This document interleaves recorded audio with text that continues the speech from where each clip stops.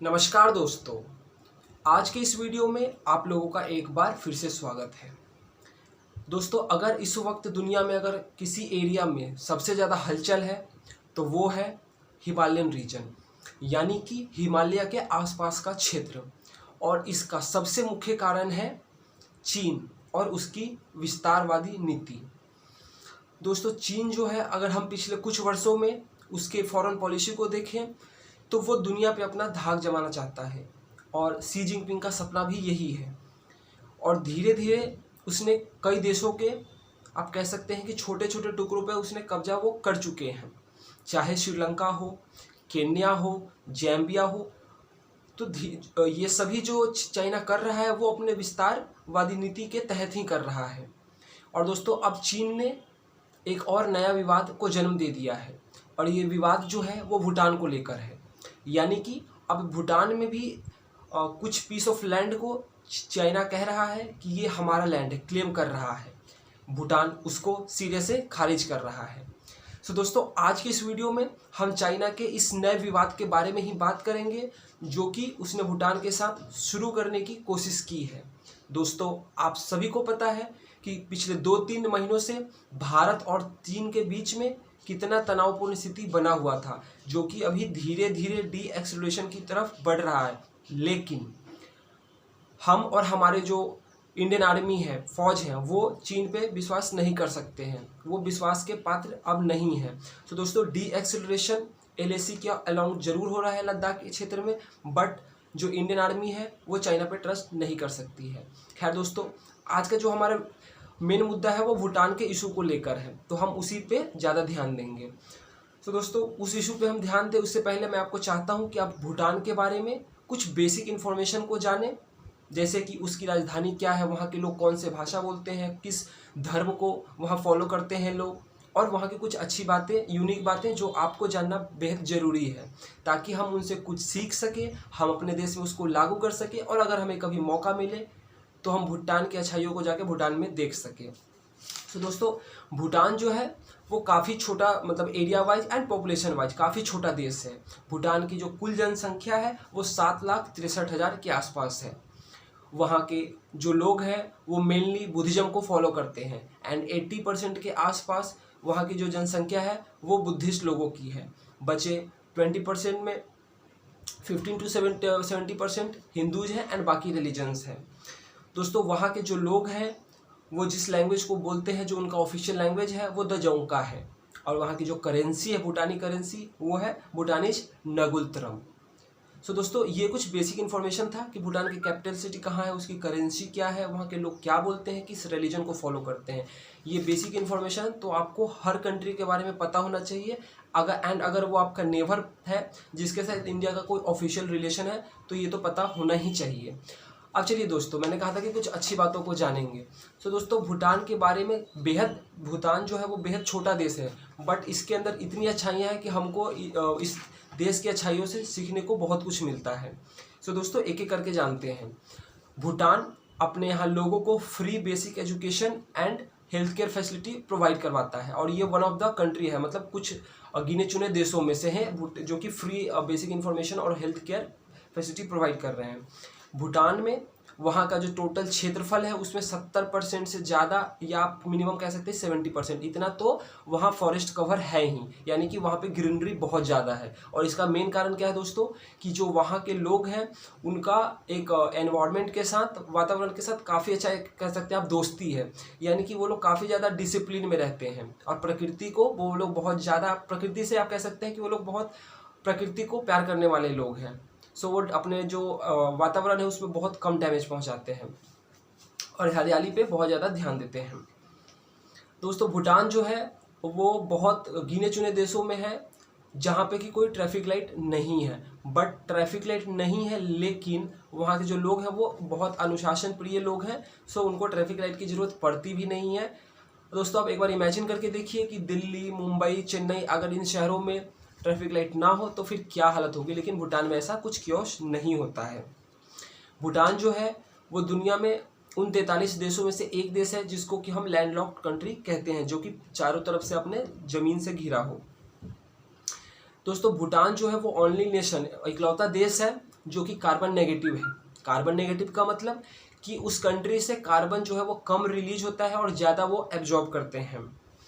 And दोस्तों भूटान में आप किसी भी जानवर को नहीं, वहाँ जानवर की हत्या नहीं कर सकते हैं, इसको इलीगल माना गया है।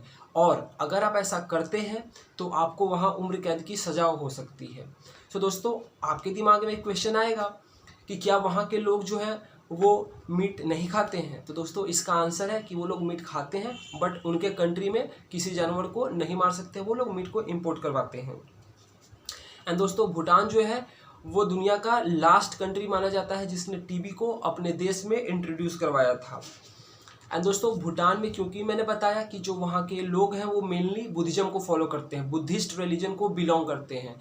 एंड दोस्तों अगर आपको बुद्धिस्ट रिलीजन के बारे में, इस धर्म के बारे में अगर आपको थोड़ा भी पता होगा तो दोस्तों ये जो धर्म है ये हमें प्यार और शांति हमें सिखाता है, प्यार और शांति का रास्ता दिखाता है। सो दोस्तों आपको भूटान से बहुत कम ऐसे न्यूज निकल के आ रहे होंगे या आप कभी सुने होंगे कि वहाँ कुछ वायलेंस का न्यूज आ रहा है, क्योंकि वहाँ के लोग बहुत ही शांति प्रिय हैं। सो शांति के रास्ते पे चलते हैं, पीस के रास्ते पे चलते हैं, तो वहाँ पे जो वायलेंस है वो बहुत कम होता है। सो दोस्तों ये कुछ बेसिक इन्फॉर्मेशन थे। वीडियो थोड़ी इसकी वजह से लंबी हो जाएगी, लेकिन ये आपको जानना जरूरी है। अच्छी बात है, अगर किसी के बारे में है तो हमको जानना चाहिए। अब दोस्तों भूटान जो है वो भारत के साथ करीब 700 किलोमीटर का बॉर्डर है, और ये वो 4 राज्यों के साथ ये 700 किलोमीटर का बॉर्डर भूटान शेयर करता है। ये राज्य कौन से हैं? तो ये राज्य हैं असम, अरुणाचल प्रदेश, वेस्ट बंगाल एंड सिक्किम। वहीं अगर हम चाइना के साथ बात करें तो चाइना के साथ भूटान का 470 किलोमीटर का बॉर्डर है। अब दोस्तों मैंने कहा था कि चीन ने किसी लैंड को क्लेम किया है, तो दोस्तों ये जो एरिया है ये एरिया अरुणाचल प्रदेश से सटा हुआ एरिया है, यानी कि जो अरुणाचल प्रदेश का तवांग रीजन है उससे सटा हुआ एरिया है। बट यहाँ पे अरुणाचल प्रदेश जो है वो इंडिया का पार्ट है, लेकिन चाइना यहाँ पे क्लेम कर रहा है भूटान को उसी पार्ट के, उसी एरिया को जो कि अरुणाचल प्रदेश से बॉर्डर शेयर करता है, कि वो हमारा है। सो इनडायरेक्टली वो लोग वैसे अरुणाचल प्रदेश को भी कहते हैं कि पूरा का पूरा अरुणाचल प्रदेश जो है, सिक्किम जो है वो हमारा है। तो दोस्तों उनका ये क्लेम आप समझ सकते हैं कि वो किस बेसिस पर दे रहे हैं। अब दोस्तों ये जो एरिया है वो सेक्टेंग वाइल्ड लाइफ सेंचुरी का एरिया है, और ये पड़ता है तरासी गैंग डिस्ट्रिक्ट ऑफ भूटान, यानी कि भूटान का जो तरासी गैंग डिस्ट्रिक्ट है उसमें ये एरिया पड़ता है। अब दोस्तों ये जो क्लेम चाइना ने किया है ये किस वक्त किया है और कहाँ पे किया है, इस बात को जानते हैं। तो दोस्तों एक ग्लोबल एनवायरनमेंट फैसिलिटी, ये एक ग्रुप है, यूएस बेस्ड ग्रुप है, जिसकी स्थापना हुई थी 1992 में। और ये जैसा कि मैंने आपको बताया कि यूएस बेस्ड ग्रुप है, ये फंडिंग प्रोवाइड करती है एनवायरनमेंट से रिलेटेड जो प्रोजेक्ट्स होते हैं उनको ये फंडिंग प्रोवाइड करती है, ताकि उनके इंफ्रास्ट्रक्चर को डेवलप किया जाए। तो दोस्तों यहाँ पे जो इस के मेंबर कंट्रीज हैं उनके बीच में एक प्रपोजल आया था कि सेक्टेंग वाइल्ड लाइफ सेंचुरी जो कि भूटान में स्थित है इसको डेवलप किया जाए, लेकिन क्योंकि चाइना का रिप्रेजेंटेटिव भी वहाँ पे प्रेजेंट था। क्यों प्रेजेंट था? क्योंकि चाइना भी इस ग्रुप का मेंबर है। तो उन्होंने ऑब्जेक्शन किया कि नहीं, हम इस प्रपोजल को नहीं मानते हैं, हम इसको रिजेक्ट करते हैं। तो लोगों ने कहा कि क्यों रिजेक्ट कर रहे हो आप? तो उन्होंने कहा कि ये भूटान का लैंड नहीं है, ये एक डिस्प्यूटेड लैंड है, और चाइना और भूटान के बीच का ये एक डिस्प्यूटेड लैंड है। सो हम इस प्रपोजल को रिजेक्ट करते हैं। और उन्होंने ऑफिशियल स्टेटमेंट क्या दिया हम उसको जानते हैं। Sakteng wildlife sanctuary is located in the China Bhutan disputed area which is on the agenda of China Bhutan boundary top. तो उनका कहने का मतलब था कि ये जो सेंचुरी है वो लोकेटेड है, स्थित है चाइना और भूटान के जो डिस्प्यूटेड एरिया है उसमें है। सो इस वजह से हम जो बाकी मेंबर्स ने जो प्रपोजल लेकर आए थे उसको चाइना ने रिजेक्ट किया है। बट दोस्तों यहाँ पे नोटिस करने वाली बात यह है कि आज से पहले चाइना ने इस एरिया को लेके कभी क्लेम नहीं किया था कि ये जो एरिया है वो डिस्प्यूटेड है या फिर उनको बिलोंग करता है। हाँ, कुछ एरियाज हैं जहाँ पे भूटान के साथ उसका डिस्प्यूट माना जाता था, जैसे कि नॉर्थ भूटान के नॉर्थ में पासमलुंग एंड जाकरलुंग, यहाँ पे चाइना और भूटान के बीच में डिस्प्यूट था। और वेस्ट में बात करें तो डोकलाम दोस्तों रिसेंट पास्ट का ही बात है, बहुत ज़्यादा पुराना बात नहीं है, आप सभी को याद होगा, तो हम अभी उस पर डिस्कशन नहीं करेंगे। तो दोस्तों ये नॉर्थ में एंड वेस्ट में डोकलाम एंड जाकरलुंग पासमलुंग में इन 2 एरियाज में तो चाइना और भूटान का डिस्प्यूट था, लेकिन ये जो नया डिस्प्यूट विवाद जो पैदा किया है चीन ने, इसको उसने कभी क्लेम नहीं किया था। और दोस्तों 1984 से लेके अब तक चाइना और भूटान के बीच में 24 राउंड्स ऑफ बाउंड्री टॉक्स हो चुका है, यानी कि सीमा के विवादों को सॉल्व करने के लिए दोनों देशों के बीच में ऐसे 24 राउंड ऑफ बातचीत हो रखे हैं। और इन 24 राउंड में से चीन ने एक बार भी इस मुद्दे को नहीं उठाया था, और ना ही उन्होंने कहा था कि देखिए ये जो आपका सेक्टेंग वाइल्ड लाइफ सेंचुरी का एरिया है ये हमको बिलोंग करता है। सो दोस्तों ये और नया पूरा का पूरा नया विवाद है। अब दोस्तों इसके पीछे उन्होंने एक रीज़न और क्या दिया था तो ये भी जानते हैं। China is using the same over use two word answer to justify its claim. Two word answer का मतलब क्या है? हिस्टोरिकल प्रेसिडेंट, यानी कि चाइना के पास दोस्तों एक बहाना है। जब भी वो किसी कंट्री के मतलब दूसरे कंट्री के लैंड को या वाटर आइलैंड जो भी है उसको क्लेम करता है, तो वो कहीं ना कहीं से अपने हिस्ट्री से उसको जोड़ देता है। यानी कि किसी देश के लैंड को कहेगा कि 300 साल पहले हमारे यहाँ एक डायनेस्टी थी, वो यहाँ पे रूल करती थी। सो किसी लैंड को वो कहेंगे, किसी कंट्री के एरिया को, कि यहाँ पे 1000 साल पहले जो हमारी किंगडम थी चाइना की, द ग्रेट किंगडम, सो वो डायनेस्टी जो था वो उस पर उसके कंट्रोल में था। तो वो हिस्ट्री में कहीं ना कहीं से वो खजाना में से निकाल लेते हैं अपने लिंक, और फिर वो लोग हमेशा रटाफटा यही बोलते हैं। इसीलिए मैंने कहा कि टू वर्ड का उनके पास आंसर है, वो जस्टिफाई करते हैं हिस्टोरिकल प्रेसिडेंट। अब दोस्तों ये जिस एरिया की बात कर रहे हैं इसके हिस्ट्री के बारे में भी जानते हैं। ये जो एरिया था वो काफ़ी साल पहले, अगर हम 300 साल पीछे जाते हैं तो ये एरिया तिब्बत को बिलोंग करता था। लेकिन दोस्तों 1715 में, इस वर्ष में एक एग्रीमेंट हुआ था तिब्बतियन लोकल गवर्नमेंट और भूटानीज के बीच में, और जिसमें कि भूटान के जो चरवाहे थे, हर्डर्स थे, उनको अलाउ था कि आप वहाँ पे अपने पशुओं को लेके जा सकते हैं। एंड दोस्तों 1949 में ये वो साल था जब ये जो एरिया है डिस्प्यूटेड, जो कि चाइना कह रहा है, ये ऑफिशियली बिलोंग मतलब इसको मिला दिया गया भूटान में, और तब से ये ऑफिशियली भूटान का पार्ट है। एंड दोस्तों तब से लेकर अब तक इस एरिया को कभी चाइना ने डिस्प्यूटेड नहीं कहा था। और जैसा कि मैंने आपको कहा कि 1984 यानी कि पिछले 36 वर्षों में 24 round of talks, 24 rounds of talks हो चुके हैं इस बात को लेकर, ताकि जो विवाद है उसको सॉल्व किया जाए। अब दोस्तों चाइनीज फॉरेन मिनिस्ट्री, उनके तरफ से क्या बयान आया है उस बयान को आप समझिए। उन्होंने कहा है कि the boundary between the China and Bhutan has never been delimited and in simpler word, इसका मतलब है कि चाइना और भूटान के बीच का जो बॉर्डर है वो डिफाइन बॉर्डर नहीं है और फिक्स बाउंड्री नहीं है। दोस्तों ये आपको सुना सुना सा लग रहा होगा, आपने कब सुना ये पहले? तो मैं बताता हूँ आपको। दोस्तों जब भारत और चीन के बीच में अभी तनावपूर्ण स्थिति बना हुआ था लद्दाख एरिया में, तब भी उन्होंने यही कहा था कि चीन और इंडिया के, यानी कि चीन और लद्दाख के जो बॉर्डर है वो डिफाइन बॉर्डर नहीं है और यहाँ पे फिक्स बाउंड्रीज नहीं है। तो दोस्तों ये हर जगह यही वाला फार्मूला अपनाते हैं कि कोई डिफाइन बॉर्डर नहीं है, फिक्स बाउंड्री नहीं है, एंड वो हिस्टोरिकल प्रेसिडेंट, यानी 2 वर्ड का जो मैंने आपको आंसर बताया कि वो अपने हिस्ट्री में जाते हैं एंड वहाँ से वो लिंक को जोड़ देते हैं। उन्होंने लद्दाख के लिंक को भी जोड़ा है, वो सेक्टेंग वाइल्ड लाइफ सेंचुरी को भी जोड़ रहे हैं। अगर वो किसी भी देश पर क्लेम करते हैं तो उसके पहले वो हिस्ट्री से एक लिंक जोड़ के रखते हैं अपने आंसर को जस्टिफाई करने के लिए, कि अगर उनसे कोई पूछे कि आप किस बेसिस पे ये कह रहे हैं कि आपका लैंड है, तो वो हिस्ट्री से वो लिंक पहले से ही ढूंढ के रखे होते हैं। अब यहाँ पे दोस्तों भूटान का क्या रिस्पॉन्स रहा है?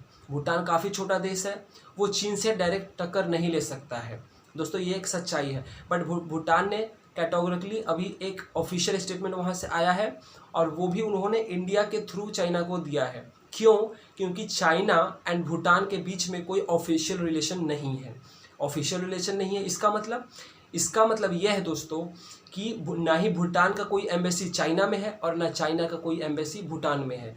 तो यहाँ पे अगर कोई भी इशू आता है तो भूटान पहले इंडियन एम्बेसी को न्यू दिल्ली में इन्फॉर्म करते हैं, फिर इंडियन जो वो चाइनीज एम्बेसी तक उस न्यूज़ को पहुंचाते हैं। वैसे ही अगर चाइना को कोई स्टेटमेंट पहुंचाना होता है भूटान तक तो वो पहले इंडिया के थ्रू जाता है, क्योंकि उन दोनों देशों के बीच में कोई ऑफिशियल रिलेशन नहीं है।